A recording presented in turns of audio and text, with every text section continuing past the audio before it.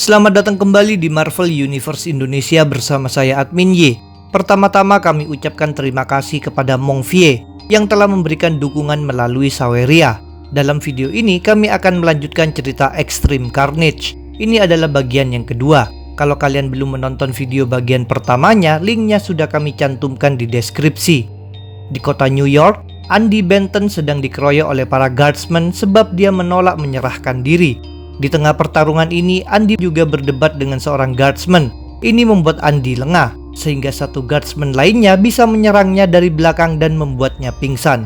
Begitu terbangun, Andy sudah berada dalam penahanan di gedung Alchemax. Ini sempat membuat Andy marah dan menunjukkan apinya, sampai dia mendapatkan kabar dari ilmuwan Alchemax yang bernama Dr. Stephen. Kepada Andy, Dr. Stephen memberitahu bahwa simbiote Scream memang telah tiada. Meskipun begitu, masih ada sisa-sisa Scream di dalam darah Andy. Sisa Scream tersebut sedang berusaha diselamatkan oleh Dr. Stephen. Informasi ini membuat kemarahan Andy reda. Keesokan harinya, Flash Thompson sedang berjalan ketika dia melihat ada pencopet yang telah mengambil sebuah ponsel. Dengan sigap, Flash menjatuhkan sang pencopet dan merebut ponsel yang dibawanya. Tanpa sengaja, Flash melihat ponsel itu sedang menampilkan berita tentang Scream dan Andy Benton. Dikabarkan bahwa simbiote Scream telah melakukan kekejaman, namun Peter Crane meyakinkan bahwa Andy Benton telah diamankan di Alchemax. Begitu tahu kabar ini, Flash tentu bergegas berangkat menuju Alchemax, sebab Andy memang adalah kawannya. Di gedung Alchemax, seorang guardsman menerima kedatangan perwakilan Peter Crane, yaitu Buck Cashman, beserta anjingnya Mitch. Rupanya Buck memang bekerja sebagai bawahan Crane. Tanpa diketahui orang-orang, sekarang tubuh Buck sedang dikendalikan oleh simbiote Phage yang telah berpindah dari badan Mitch. Guardsman mempersilahkan Buck masuk, maka Buck berjalan mendatangi tempat penahanan Andy Benton. Dalam proses ini, Phage membunuh beberapa orang yang dia temui. Setibanya di dekat kurungan Andy, Phage langsung menyampaikan tujuan kedatangannya, yaitu membunuh Andy sebagai pembalasan atas kematian Scream. Andy sendiri tidak gentar menghadapi bahaya ini. Dia mulai memperlihatkan kekuatan api sihirnya. Phage pun ikut menampilkan wujudnya. Tindakan ini membuatnya terdeteksi oleh sistem keamanan Alchemax yang langsung membunyikan alarm peringatan. Di ruangan lainnya, Dr. Stephen sedang diprotes oleh ilmuwan lainnya yang bernama Dr. Leonida. Saat ini sisa-sisa simbiote Scream diteliti oleh Dr. Stephen. Padahal, menurut Leonida, dalam peraturan Alchemax, hasil temuan guardsman jatuh dalam kewenangannya. Tentang hal ini, Stephen pun menekankan bahwa dirinya lebih paham tentang simbiote dibanding Leonida. Di tengah perdebatan ini, mereka mendengar alarm peringatan. Maka Leonida memilih untuk menunda permasalahan sampel simbiote dan beranjak pergi. Setelah kepergian Leonida, Dr. Stephen mendapat tamu lainnya, yaitu Flash Thompson. Sebagai agen anti-venom, Flash mendobrak masuk dan menanyakan lokasi Andy Benton. Di tempat lainnya, Andy sedang berduel melawan Phage. Andy menggunakan kekuatan api sihirnya, tetapi Phage terlalu kuat dan mampu terus bertahan. Bahkan dia membuat Andy terdesak. Sebenarnya Andy mendapat bantuan. Flash Thompson akhirnya tiba ke tempat pertarungan mereka. Sayangnya Flash tidak cukup sigap menyelamatkan Andy. Di depan Flash, Phage sukses menusuk badan Andy. Untungnya Andy masih selamat. Dengan sisa-sisa tenaganya dia mengobarkan api sihir sampai bisa terlepas dari Phage. Setelah itu, Andy hanya bisa terbaring saja. Sedangkan Flash tidak tinggal diam. Dia mengeluarkan senjata dan mulai menembaki Phage. Keadaan menjadi semakin ramai dengan datangnya beberapa guardsmen. Mereka menganggap agen anti-venom sama jahatnya seperti Phage. Jadi mereka menyuruh kedua simbiote itu menyerah. Tentu saja Phage tidak mau patuh. Tanpa basa-basi, dia menghabisi guardsmen di sana. Dengan demikian, terjadilah kekacauan ketika para guardsmen berusaha menangkap Phage dan agen anti-venom. Di tengah segala baku tembak, Flash Thompson menghentikan guardsman yang mengincarnya. Dia juga bergegas membawa Andy Benton yang sedang sekarat menuju Dr. Stephen. Di sebuah panti jompo, seorang lelaki tua renta bernama William sedang terbaring. Di depannya, televisi menyiarkan wawancara Peter Crane. Tanpa disadari William, satu simbiote bernama Lasher sedang bergerak mendekatinya. Lasher kemudian memasuki William dan mulai menggerakkannya. Ke dalam ruangan tempat William berada, seorang wanita masuk untuk memberikan makan. Akan tetapi sang wanita sontak terkejut menyaksikan William berubah wujud. Rupanya, Lasher mulai menutupi tubuhnya sekaligus memunculkan kaki-kaki panjang. Pada saat yang sama, pikiran Lasher sedang diajak bicara oleh Carnage dan berusaha dipengaruhi. Walaupun begitu, Lasher memberi perlawanan dan tidak langsung jatuh dalam kendali Carnage. Maka Carnage memakai cara lainnya, yaitu memperalat William. Di alam pikiran, William kebingungan sebab sedang melayang di tengah kegelapan. Tiba-tiba dia dihampiri oleh satu sosok yang mengaku sebagai Suzy, yaitu istri William yang telah meninggal. Tanpa disadari oleh William, sebenarnya sosok tersebut merupakan Carnage. Dengan memakai penyamaran Suzy, Carnage mulai mempengaruhi William. Sebenarnya Lasher berupaya menyadarkan William, namun upayanya tidak berhasil. Carnage terus tampil sebagai Suzy dan menyuruh William mengejarnya. Akibatnya, Lasher berjalan keluar. Dalam proses ini, dia membantai segala lansia lain yang dia lewati di panti jompo tersebut. Selanjutnya, William membawa Lasher melompat keluar dari panti jompo demi mengejar Suzy. Dalam pengejaran ini, semakin banyak orang yang dibunuh oleh William. Di gedung Alchemax, Flash Thompson meminta Dr. Stephen menyelamatkan nyawa Andy Benton. Satu-satunya cara yang terpikir adalah dengan memanfaatkan simbiot. Sebelumnya, Dr. Stephen telah menggabungkan sisa-sisa simbiot Scream dengan sampel dari simbiot anti-venom. Hasil penggabungan itu disimpan oleh Dr. Stephen ke dalam sebuah tabung. Kini Andy memecahkan tabung tersebut dan membuat simbiot itu menyatu dengan badannya. Dengan demikian, Andy menjadi host bagi simbiot baru yang memakai nama Silence. Di sebuah toilet, William mendekati seorang bocah lelaki sebab dia menganggap bocah itu adalah putranya. Padahal putra William telah meninggal. Ketika melihat Lasher yang menakutkan, bocah itu tentu berlari kabur. Lasher masih belum lelah mencoba menyadarkan William. Sayangnya, pengaruh Carnage atas William terlalu kuat. Dalam kondisi pikiran yang kacau akibat pengaruh Carnage ini, William terus menyebabkan kematian. Dia membunuh bocah tadi lalu berjalan keluar dan membantai para polisi yang berusaha menghentikannya. Saat ini di gedung Alchemax, Phage juga masih melakukan kekejaman. Dia membentuk tangannya menjadi senjata mematikan dan membantai para guardsmen. Pembantaian ini terhenti ketika Phage dipanggil oleh seseorang, yang ternyata adalah Silence. Phage tidak tahu Silence itu siapa, tapi dia menyadari bahwa Silence merupakan musuh. Maka duel antara mereka berdua pun tak terhindarkan lagi. Dalam baku hantam ini, Silence terbukti lebih hebat. Tanpa mengalami kesulitan berat, dia sukses mengalahkan Phage. Saat Phage sudah terjatuh tak berdaya, Silence mengerahkan satu jurus spesial. Melalui sentuhan, dia menyalurkan sesuatu ke dalam badan Phage. Efeknya adalah muncul banyak buih yang membuat Phage kewalahan. Bahkan Phage sampai terlempar keluar dari gedung Alchemax. Dalam keadaan lemah, Phage terjatuh di jalanan dan dihampiri oleh Mitch, sang anjing. Simbiot Phage lalu memutuskan berpindah ke badan Mitch, meninggalkan tubuh Buck Cashman yang telah mati. Phage kemudian bergerak menjauh agar bisa kembali pada Carnage. Sementara itu, William dan Lasher telah tiba di Washington DC, tepatnya di Lincoln Memorial. Di sana, Carnage mengatur agar badan William dilepaskan dari tubuh Lasher. Rupanya sekarang Lasher akhirnya jatuh dalam kendali Carnage. Badan William pun terjatuh menghempas lantai sampai tewas.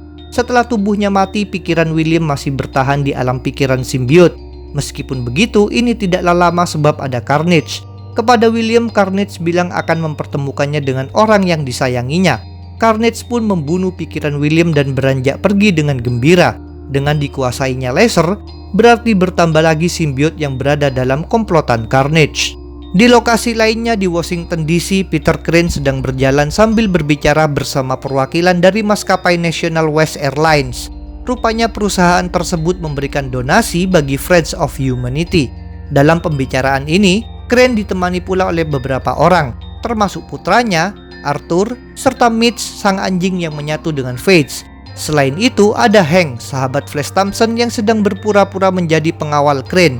Hank memang sudah mulai menjalankan misi dari Flash. Dalam penyamaran ini, Hank bisa merasakan ada yang aneh pada diri Crane. Di antaranya adalah Crane sangat jarang berkedip dan kadang tampak tidak bernafas. Selain itu, tatapan Crane terasa seperti hiu yang bersiap menerkam mangsanya. Kini Crane hendak melakukan diskusi lebih jauh dengan National West di dalam sebuah ruangan. Hank tidak ikut masuk sebab dia diberi tugas oleh Crane, yaitu menjemput seseorang yang akan membantu pidato Crane berikutnya. Maka Hank pun bergegas berangkat. Di sebuah bis yang berangkat dari kota Chicago, tanpa disadari oleh para penumpang, salah satu pria di sana menyatu dengan simbiot bernama Riot. Sekarang pikiran Riot dihubungi oleh Carnage dan diajak berkumpul. Tidak butuh waktu lama, Riot jatuh dalam kendali Carnage. Akibatnya, Riot muncul keluar dan memeriksa para penumpang lain satu persatu. Rupanya dia memang merasa tidak puas dengan hostnya sekarang. Dalam proses ini, Riot membunuh orang yang menurutnya tidak cukup bagus baginya.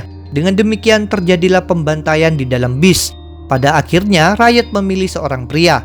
Dia pun mengendalikan tubuh pria tersebut. Di Washington DC, bis itu berhenti. Riot turun dan menemui Hank yang sudah menunggu.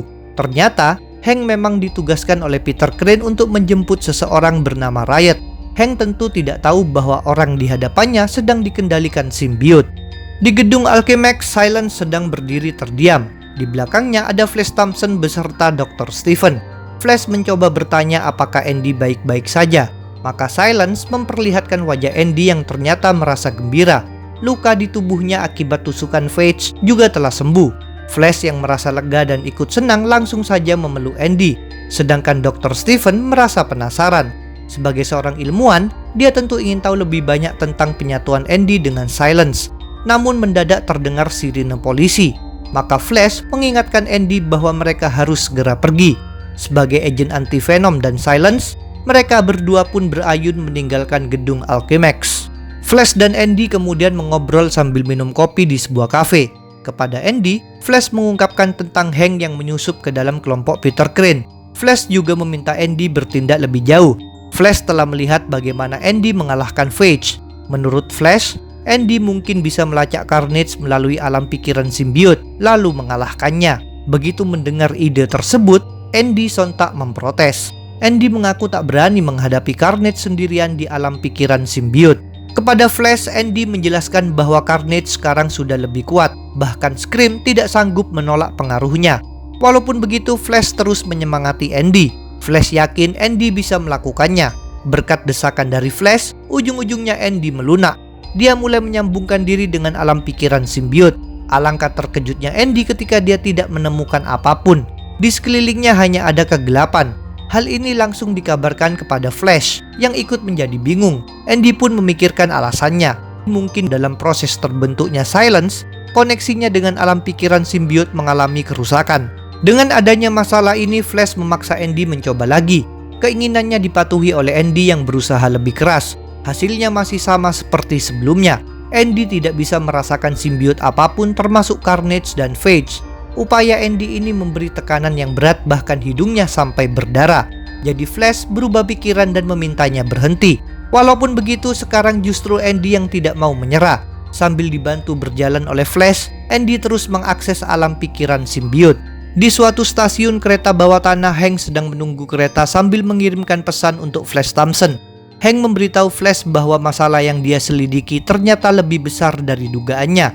Menurut Hank, orang yang menjadi sasaran utama dan terancam bahaya adalah Presiden Amerika. Karena itu, Hank meminta Flash berangkat ke Washington DC dengan ditemani bala bantuan sebanyak mungkin. Selain itu, Hank juga mengatakan bahwa dirinya sedang tidak aman. Bahkan dia tidak yakin apakah akan bertahan hidup cukup lama untuk bertemu Flash lagi. Saat ini, Hank memang sedang diawasi secara diam-diam oleh seorang wanita bernama Gemma Shin yang merupakan direktur komunikasi Peter Crane. Hank menyadari keberadaan Gemma. Meskipun begitu, Hank tidak tahu bahwa Gemma sebenarnya merupakan host bagi satu simbiot bernama Agony yang merupakan bagian dari komplotan Carnage. Beruntung bagi Hank, Agony hanya mengawasi saja dan tidak menyerangnya. Di Staten Island, Brent Waters sedang menonton televisi. Brent sendiri merupakan seorang anak muda yang menyatu dengan simbiot toksin. Kalian ingin tahu tentang asal-usul toksin? Kami sudah pernah membuat videonya. Ketika sedang memindah-mindah saluran televisi, tak disangka Brent melihat berita yang menyebutkan serangan teroris di gedung Alchemax. Ayah Brent yang bernama Oscar Waters bekerja sebagai guardsman di Alchemax. Jadi berita ini jelas membuat Brent khawatir. Brent pun bergegas berangkat mengendarai sepeda menuju Alchemax. Dalam perjalanan ini, Brent sadar bahwa dirinya bisa lebih cepat tiba di Alchemax memakai kemampuan toksin. Maka dia pun memanggil simbiot tersebut. Akan tetapi entah kenapa Brent tidak bisa berbicara dengan toksin. Di alam pikiran simbiot, toksin tidak mendengar suara Brent, melainkan justru mendengar suara dentuman drum. Dia juga melihat banyak mayat. Dia menduga semua ini berhubungan dengan Carnage. Benar saja, Carnage kemudian berkomunikasi dengan toksin. Seperti kepada berbagai simbiot lainnya, Carnage mengajak toksin bergabung dalam rencananya. Namun toksin menolak tawaran tersebut, maka Carnage memilih jalan kekerasan. Dengan demikian, di alam pikiran terjadilah pertarungan antara kedua simbiot ini. Dalam duel tersebut, Carnage membesar dan hendak memakan Toxin. Untungnya, Toxin mampu mencabik rahang besar Carnage. Meskipun begitu, baku hantam belum berhenti. Carnage bangkit lagi dan menusuk Toxin. Bahkan dia kemudian mencabut kepala Toxin. Sementara itu di jalanan, Brand yang sedang menaiki sepeda mengalami rasa sakit pada kepala dan lehernya, sehingga dia terjatuh dan kebingungan. Di alam pikiran, Carnage memegangi kepala Toxin dan masih terus mengajaknya bergabung. Menurut Carnage, Toxin memilih host yang lemah. Jadi sekarang Toxin harus memakan Brand dari dalam dan menjadi pengikut Carnage supaya menjadi kuat. Apabila Toxin masih tak mau patuh, maka Carnage akan menyiksa Brand sampai dia mati. Dengan diancam seperti itu, Toxin masih memegang teguh pendiriannya. Rupanya dia memang merasa nyaman dan senang menyatu dengan Brand. Toxin sudah menganggap Brand sebagai temannya, jadi dia tak mau menjadi bawahan Carnage. Toxin pun memberikan perlawanan yang lebih keras. Leher Toxin membelit Carnage, lalu Toxin memakan Carnage. Saat itu Carnage masih tak mau berhenti melontarkan ancaman. Carnage memperingatkan bahwa Toxin nantinya akan dihabisi. Toxin sendiri tidak gentar dengan ancaman tersebut. Dia sukses mengalahkan Carnage di alam pikiran. Dia yakin bisa melakukan hal serupa di dunia fisik. Sementara itu, Brand telah tiba di depan gedung Alchemax. Keadaan di sana ramai dengan banyaknya polisi dan para medis. Seorang polisi menyuruh Brand pergi, tapi Brand tak mau pergi. Tiba-tiba Brand bergegas berlari dengan cemas sebab dia menemukan ayahnya yang sedang terbaring terluka. Dalam keadaan seperti ini, sang ayah meminta Brand tidak terlalu mengkhawatirkan dirinya. Walaupun begitu, Brand jelas merasa cemas melihat kondisi ayahnya. Selain itu, Toxin juga masih belum memberikan respon. Di alam pikiran, Toxin berdiri sendirian seusai mengusir Carnage. Mendadak dia mendeteksi ada satu sosok lainnya yang muncul. Toxin bisa merasakan bahwa sosok yang ini bukanlah Carnage. Namun Toxin tetap bersikap waspada dan hendak melakukan tindakan. Terlebih dulu Toxin kembali ke dunia nyata dan berkomunikasi lagi dengan Brand, yang tentu menanyakan kenapa Toxin tadi tak bisa dihubungi. Brand juga memberitahukan tentang ayahnya yang terluka parah. Kepada Brand, Toxin menjelaskan bahwa dirinya sibuk di alam pikiran simbiot. Selain itu, Toxin membeberkan bahwa Alchemax diserang oleh anak buah Carnage. Itulah sebabnya ayah Brand terluka. Dalam pembicaraan ini, Toxin menyebutkan pula tentang sosok yang terdeteksi di alam pikiran. Sekarang Toxin mengajak Brand menemui sosok misterius tersebut. Cerita Extreme Carnage mungkin akan kami lanjutkan bulan depan. Jadi jangan lupa untuk subscribe, like, komen, dan share. Kalian juga bisa bergabung di grup Facebook, like fanpage, follow Instagram, serta dukung Marvel Universe Indonesia di Saweria. Linknya ada di deskripsi. Sampai jumpa lagi dalam pembahasan tentang topik-topik Marvel lainnya.